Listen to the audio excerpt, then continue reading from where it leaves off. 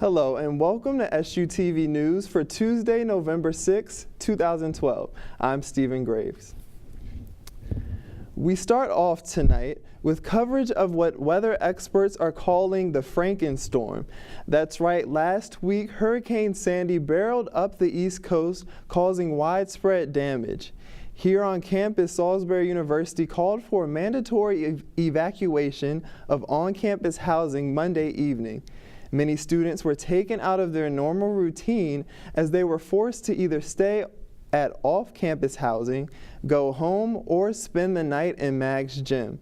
SUTV's Lauren Boyd has more on the story. Imagine this gym packed full of students. Well, that was the reality this past Monday for the students who decided to stay on campus during Hurricane Sandy.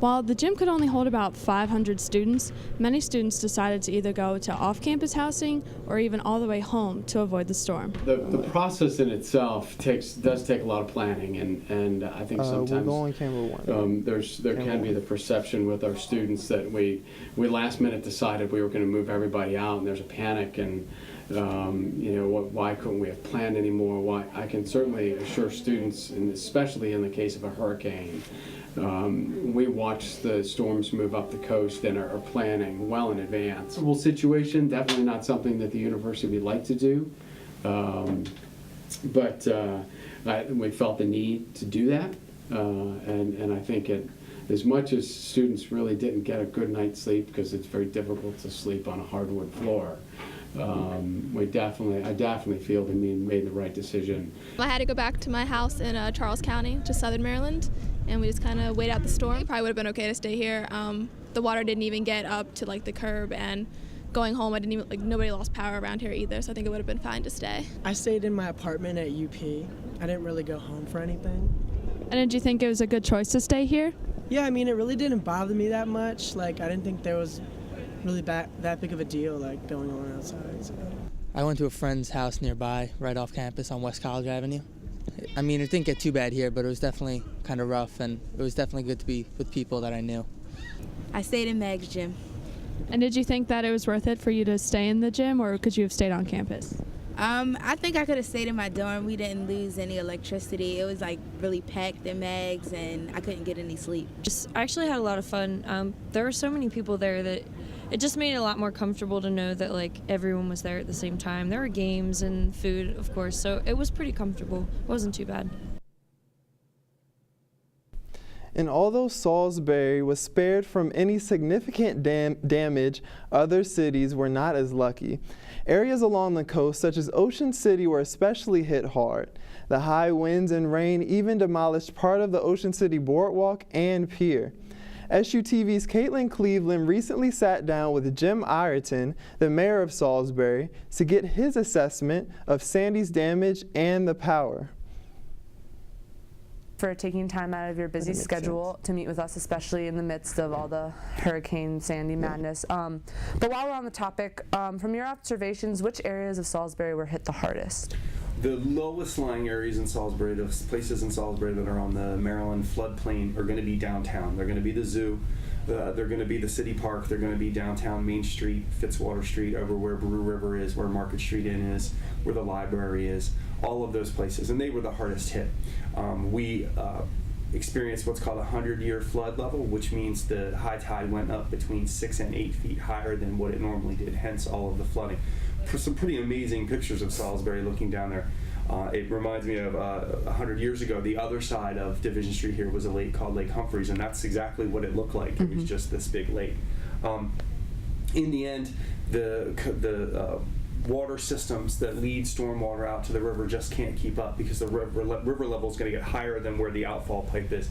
That's going to push everything up, and then it's going to make the banks overflow and come up onto the sidewalks and the streets. So it was downtown, Lake Street, Delaware Avenue, Fitzwater, all of those that flooded. And they flooded about 4 times, and now the water started to subside. Residents have to make sure that they're not clogging up the system themselves, making sure that they are not littering, making sure that they are checking their catch basins outside. Their storm drains, making sure they are clear.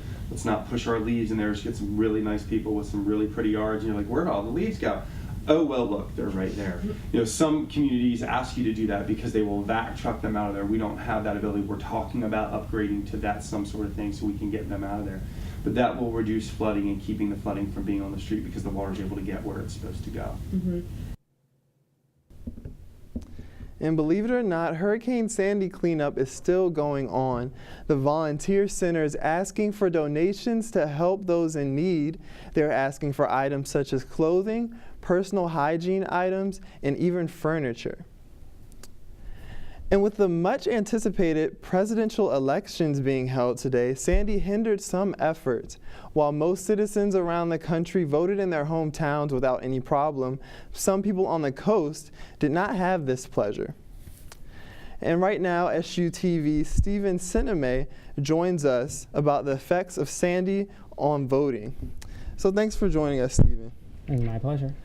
So tell us about how Sandy affected voting today. I know it was hard for people in New York and here in Maryland actually for early voting too. So how did that work? Well, as we all know, Hurricane Sandy cut 2 days of early voting, the Monday and the Tuesday, and so therefore early voting was extended throughout most of the weekend.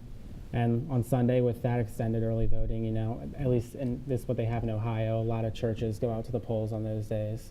Okay. So we may see some effect in that. I don't know how substantial it will be because pretty much most of the state, aside from maybe Ocean City and a lot of more coastal towns, was doing pretty well today. Okay. And do you think these voting problems will hinder people from going out to the polls, or do you think it will be the same picture? Not so much in this state, no. In New Jersey and New York, it might hinder a little bit, but neither of those states are really seen as swing states. A few of them have some toss-up congressional elections, like New Jersey's between former Philadelphia Eagles lineman John Runyon and his Democratic challenger. But I think that's more in the southern part of the state, in more central, where the storm didn't have as much damage as, let's say, Newark, which are many of the Democratic areas. So, other than that, I'm not sure what's going to go on with this whole internet voting thing, right. But a lot of things could possibly go wrong with internet voting. Right. So you see no real hindrance of this, but really, no. Okay, it's just unfortunate that Sandy did happen during this time. It's a very unfortunate time for it to happen, but definitely. Thank you, Stephen, for joining us, and no problem. Stephen will be back next week when we talk about this issue even more. I'm sorry, not next week, actually tomorrow, when we talk about this even more. So thank you, Stephen. No problem. And with many polls still open around the country, for citizens to cast their votes, the race is not seeming to be any clear front runner. SUTV's Eli Motlin talks about the possible outcomes of the race. Well, Steve, you're absolutely right. This race is still wide open, and we're nowhere near the end of this race. We should start to get a good idea of who our next president should be around 3 a.m.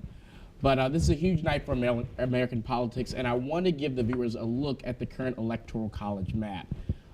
States in blue that you see, we're calling for the Democrats, and states in red for the Republicans. The gray states are what we have as toss-ups. And you can see that as it stands now, we have Obama with 237 electoral votes and Romney with 191. Stephen, we have an interesting case this year in that there's a small chance that there could be a tie. And you see, if we play around with this a little bit, if we give Obama Pennsylvania, Ohio, New Hampshire, and Wisconsin, and where's my Wisconsin? And we've given it. And if we give Romney Iowa, Virginia, North Carolina, New Hampshire, Florida, Colorado, and Nevada. Obama, New Hampshire there. We have a 269, Stephen. And what this would mean would be that the president would be chosen by the House of Representatives and the vice president would be chosen by the Senate. With the Senate being Democratic, we'd assume that would go to Biden and the House being Republican, we'd assume that'd be Romney, with a Romney presidency and Biden vice presidency. It's unlikely, but it's more likely this year than it has been in the previous. So this is shaping up to be a very tight and very interesting race. Steve, there's been almost $2.5 billion spent on these races compared to the $1.1 billion spent on the 2008 presidential election. So not only was this one of the most negative campaign seasons, but also the costliest. It'll be something we'll be up early in the morning on Wednesday looking at, Stephen. Okay, thank you, Eli, for that. And as stated before, make sure to tune into SUTV tomorrow for the rundown, as we will have an in-depth look at the results of this presidential election. And meanwhile, Salisbury University's Garden Club is spicing things up on campus. Not even your milk is safe.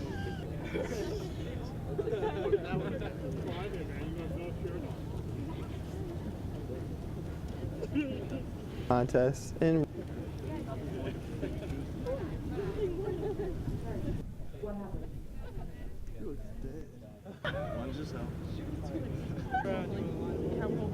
You're not going to get it.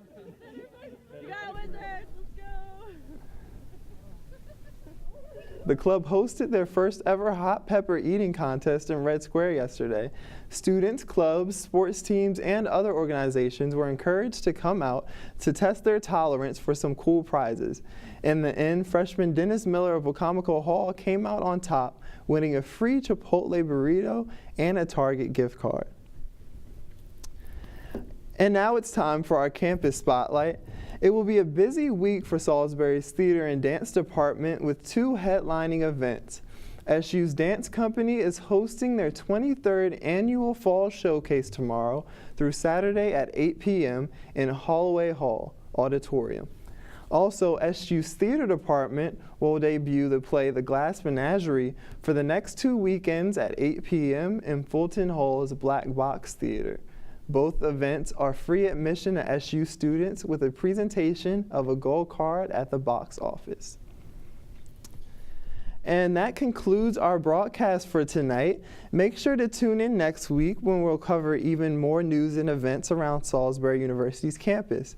Don't forget to follow us on Twitter at SUTV1 and like us on Facebook at SUTV.